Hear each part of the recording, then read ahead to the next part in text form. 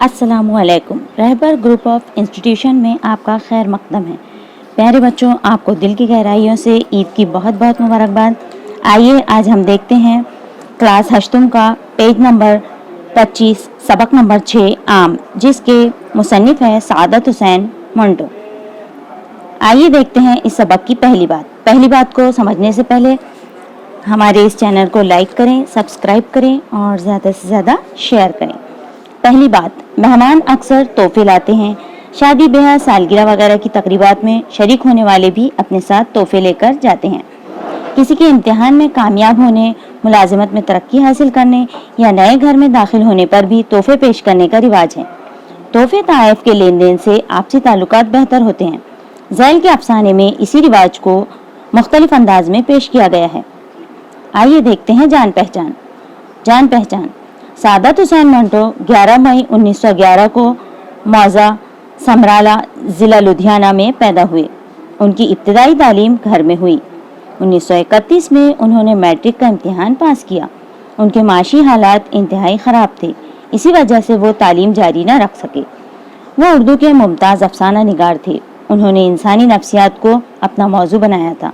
सियाह हाशिए, ऊपर नीचे और दरमियान, खाली बोतलें, खाली डब्बे, गंजे फरिश्ते वगैरह उनकी मशहूर किताबें हैं। उनके बहुत से रेडियो ड्रामे भी शाये हो चुके हैं। 18 जनवरी 1955 को उनका इंतकाल हुआ। प्यारे बच्चों, आइए हम देखते हैं इस सबक का मुख्तसर सा खुलासा। मुंशी करीम बख्श खजाने के दफ्तर में एक क्लर्क थे। खजाने बोले तो वो सरकारी दफ्तर जहां हुकूमत का रुपया पैसा रखा जाता है। हर महीने पेंशन का रुपया लेने के लिए वो खजाने आते थे। तमाम क्लर्क उनकी इज्जत करते थे। उन्हें हर महीने 50 रुपये मिलते थे। हर महीने पेंशन लेने के बाद वो बड़े साहब के कमरे की तरफ चले जाते। वो बेहद वज़ादार, शरीफुत्तिबा और हलीम आदमी थे। वज़ादार, अपने तौर तरीकों पर कायम रहने वाले, पाबंद वज़ा, अच्छी वज़ा का। शरीफुत्तिबा, शरीफ तबीयत वाला। हलीम, नरम दिल, बुर्दबार। मुलाजमत के दौरान अफसरान वाला हमेशा उसकी तारीफ करते थे। खजाने का बड़ा अफसर मुंशी करीम बख्श के एक मुरब्बी और मेहरबान जज का लड़का था। मुरब्बी, परवरिश, तरबियत करने वाला, सरपरस्त, जिसे वो हर महीने सलाम करने की गर्ज से जरूर मिलता था।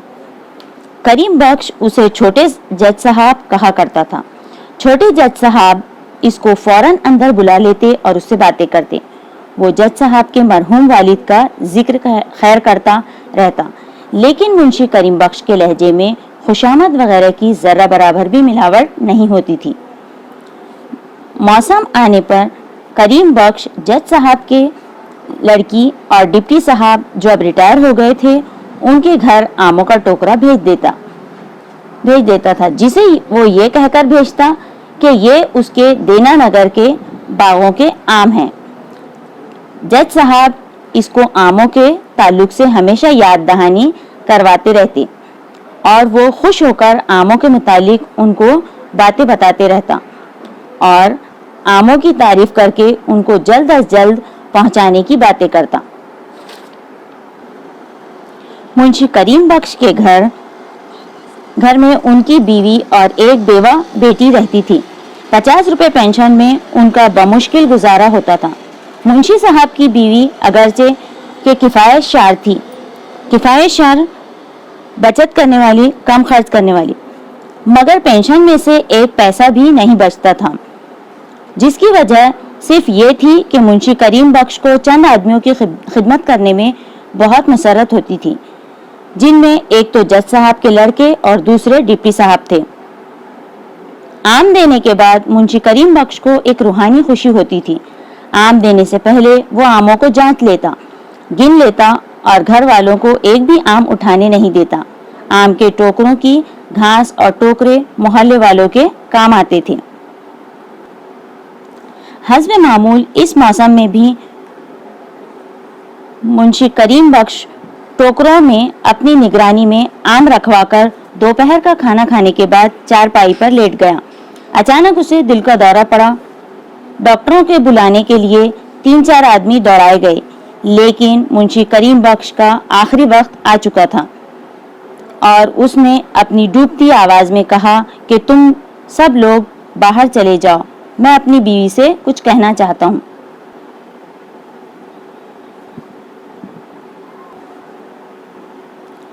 बीवी और लड़की दोनों का रो रो कर बुरा हाल हो रहा था। इसने इशारे से अपनी बीवी को पास बुलाया और कहा, दोनों टोकरे आज शाम ही डिप्टी साहब और छोटे जज साहब की कोठी पर पहुंच जाने चाहिए, पड़े पड़े खराब हो जाएंगे। फिर उसने बड़े धीमे लहजे में कहा, देखो तुम्हें मेरी कसम है, मेरी मौत के बाद भी किसी को आमों का राज मालूम न हो। किसी से न कहना कि ये आम हम बाजार से खरीद कर लोगों को भेजते थे। कोई पूछे तो यही कहना कि देना नगर में हमारे बाग हैं। और देखो, जब मैं मर जाऊं तो छोटे जज साहब को जरूर इत्तला देना। चंद लम्हात के बाद मुंशी करीम बख्श मर गया। उसकी मौत से छोटे जज साहब को लोगों ने मुतला कर दिया, मगर वो चंद नागुज़ेर मजबूरियों के बायस जनाजे में शामिल न हो सके। प्यारे बच्चों, ये था इस सबक का मुख्तसर सा खुलासा। आइए देखते हैं इस सबक के अल्फाज के मानी। खजाना वो सरकारी दफ्तर जहां हुकूमत का रुपया पैसा रखा जाता है। मुहाफिज दफ्तर, दफ्तर का निगरान। वज़ादार, अपने तौर तरीकों पर कायम रहने वाला, पाबंद वज़ा, अच्छी वज़ा का। शरीफुत्तिबा, शरीफ तबीयत वाला।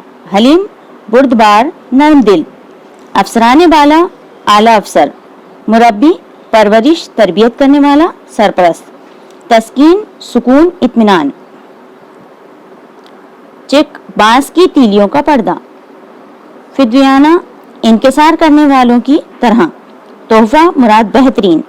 बास, वजह।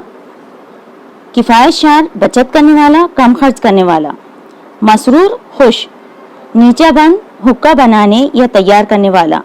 नागुज़र, बेहद ज़रूरी। खंदा पेशानी से, खुशी से। यहाँ पर ये अल्फाज मानी दिए गए हैं। प्यारे बच्चों, आपको अपनी नोटबुक में इसे नोट करना है। जिस वक्त आप स्कूल आओगे उस वक्त आपको टीचर को ये बताना है। उसी तरह से यहाँ पर मश्की सरगर्मियाँ दी गई हैं, बेहद आसान है। यहाँ पर जो जान पहचान का कॉलम दिया गया है ऊपर, उसी में तमाम मालूमात आपको मिलेंगी, उसी को यहाँ पर लिखना है। उसी तरह से यहाँ पर जो है सवालात दिए गए हैं, एक जुमले के सवालात दिए गए हैं। इसके जवाबात भी आपको आसानी से ऊपर सबक में मिल जाएंगे। उसी तरह से मुख्तसर सवालात दिए गए हैं, इसके जवाबात भी आपको ऊपर मिलेंगे। ये तमाम जो है मश्की सरगर्मी आपको हल करके लेकर आना है। उसी तरह से मुहावरे और दर्ज झैल की किरदार पर रोशनी डालिए। मुंशी करीम बख्श, छोटे जज साहब, आपको ये तमाम मश्क कंप्लीट करके अपनी बुक में लिखकर लाना है। यहाँ हमारा ये वीडियो ख़त्म होता है। अगले वीडियो में फिर मिलेंगे, तब तक के लिए अल्लाह हाफिज़, शुक्रिया।